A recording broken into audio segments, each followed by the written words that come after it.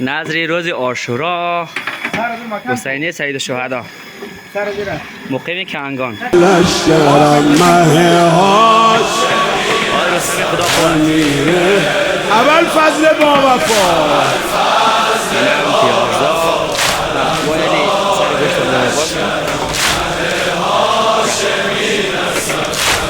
اول فضل با وفا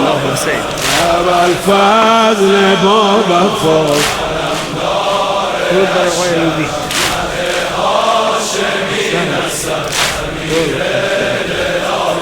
شاه با وفایی و شهید کربلایی و شاهد بزم مایی و شمع خدا نمایی و شورش سینه هایی یا اول فضل با وفا علمدار لشکرم مه ها اول فضل با وفا